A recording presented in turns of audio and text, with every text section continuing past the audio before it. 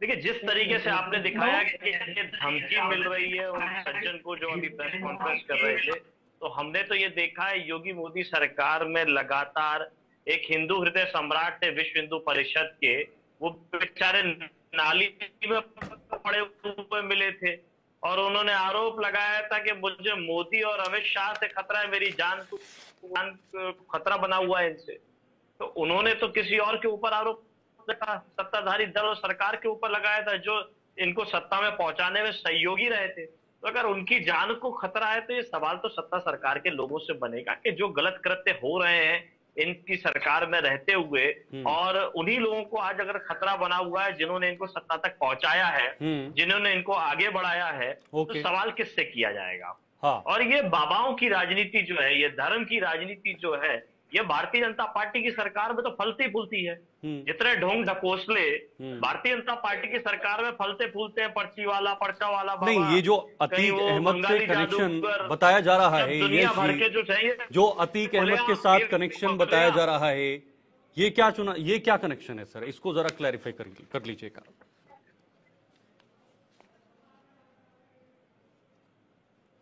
अब जांच में जो भी चीज आएगी, अतीक अहमद के साथ में क्या करना है? अतीक अहमद भारतीय बहुजन समाज पार्टी के भी सांसद विधायक रहे हैं और भारतीय जनता पार्टी की सरकार को सहयोग किया है उन्होंने, अतीक अहमद ने।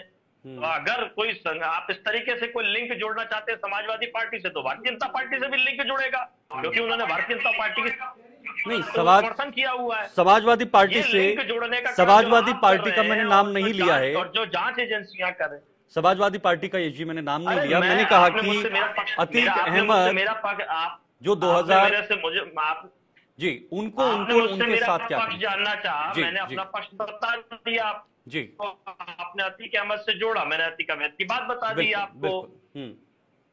उसमें इतनी सफाई देने की आपको आवश्यकता क्यों है? जी ठीक है, ओके।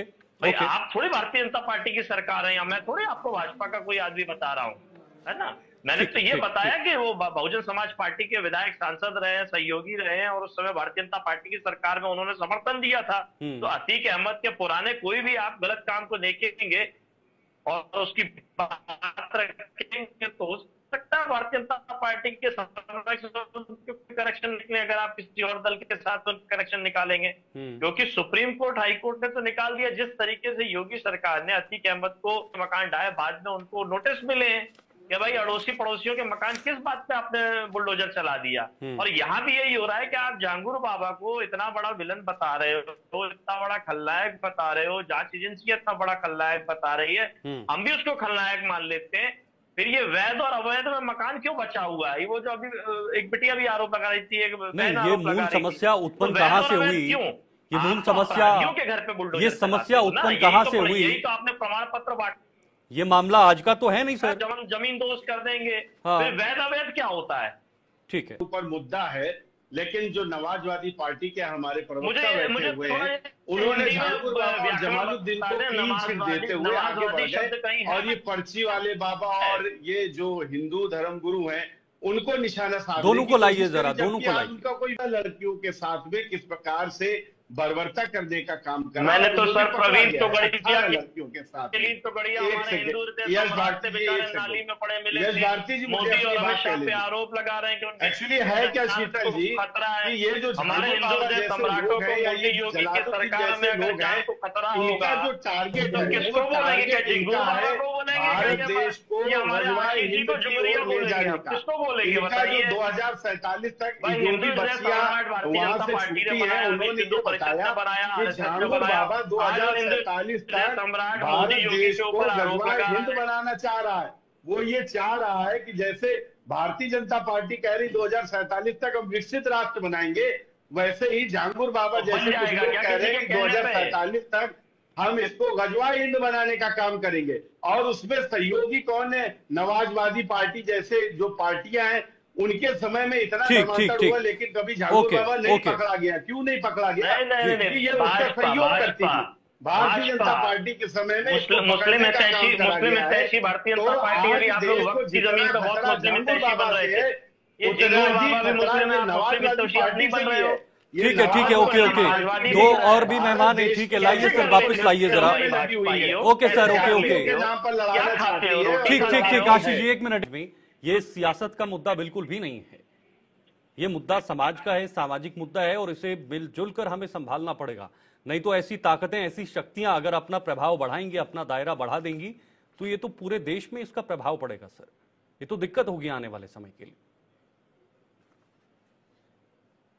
शीतल शर्मा जी, बिल्कुल सामाजिक मुद्दा है, लेकिन आप पैनल में महात्मा गांधी के हत्यारों को बैठा लेंगे। इन हिंदू महासभा का समाज सुधार में क्या रकाम?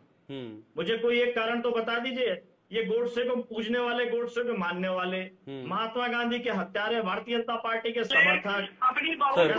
सर आप मेरी बात का जवाब दीजिए ना, आप मेरी बात का जवाब दीजिए। यश जी, यश जी, एक मिनट शिशिर जी प्लीज, एक मिनट, आप जवाब दीजिए शिशिर जी, आप जवाब दीजिए। लेकिन मैं यश जी, एक मिनट, यश जी, आपका कोई अधिकार नहीं है ये बोलना क्या आप यहाँ पर नाथूराम गोडसे के उनके समर्थकों को बिठा देते हैं, ये आपका अधिकार में नहीं है। ये आप हमें नहीं बताएंगे कि हमें कौन बिठाना है सर। महासभा को आप बैठाओगे, आप ये मत बताइए हमें कौन बिठाना है। यश जी, आप अपनी जिम्मेदारी निभाइए ना। कहेंगे हमें महात्मा गांधी पसंद नहीं है, हमें गोडसे पसंद है। नहीं, आप अपनी जिम्मेदारी को निभाइए और बताइए कि ऐसी ताकतें किसकी सरकार में उत्पन्न हुई है। ये मूल कहां से हुआ है, ये कहां से शुरू हुआ है ये पूरा मामला, ये बताइए जरा। छोड़िए आप किसको बिठाना है किसको नहीं, ये हम जानते हैं सर। शीतल शर्मा जी, आप यहाँ किसी पाकिस्तानी आतंकवादी को बैठाएं और मैं उसके साथ यहाँ डिस्कशन करूं, ये तय मैं करूंगा। ये भाषा यहाँ तय नहीं करेंगे, ये भाषा यहाँ नहीं चलेगी। ये आपने धोखे से ये भाषा यहाँ नहीं चलेगी है कि महात्मा गांधी के हत्यारों के साथ पैनल, ये भाषा यहाँ नहीं चलेगी, गोडसे ये भाषा यहाँ नहीं चलेगी। आप पहले जवाब दीजिए। आपकी सरकारों में बनाने की बात कहोगे आप जवाब दीजिए सर पहले। यश जी, आप जवाब नहीं दे रहे हैं अपनी पार्टी को लेकर। सुनिए ना, क्या बात बोल रहे हैं अपनी बारी पे बात, क्या बात बोल रहे हैं ना, हमको भी तकलीफ हो रही है। आप बोल क्या रहे हैं पहले, वो तो बोलिए पहले। आप अपना जवाब दीजिए जो मैंने सवाल पूछा। मैंने शुरुआत करी थी जी, हिंदू हृदय सम्राट बना करके प्रवीण तोगड़िया आरोप किसके ऊपर लगाते हैं, देश में सांप्रदायिक भावना और हिंदू खतरे में किसकी सरकार में है, जो आप पूरा हिंदू मुसलमान चीजें दिखाना चाह रहे थे। मैं ऐसे लोगों के साथ बिल्कुल पैनल में नहीं बैठना चाहूंगा जो गोडसे को मानते हो। आप अपने चैनल पे दिखाइए, आप महात्मा गांधी के हत्यारों को प्रमोट कीजिए, उनको दिखाइए, उनकी बातें सुनवाइए। समाज में जिनका कोई योगदान नहीं है आप उनको दिखाइए, उनकी हिंसक बातों को दिखाइए, खूब प्रचारित कीजिए। और आपके चैनल आगे अगर आप बढ़ता है ऐसे बढ़ाइए, आपको मुबारक। मैं तय नहीं कर ठीक है, ओके, आप जा सकते हैं, आप जा सकते हैं सर। हटाइए गांधी का हत्यारा बैठा, ठीक है, लाइए वापस लाइए, वापस धन्यवाद। आप जाइए यश जी, ठीक है, ओके, थैंक यू, धन्यवाद। और आप मेरे से उम्मीद करें कि मैं आपके साथ डिस्कशन में रहूंगा, बिल्कुल नहीं रहूंगा।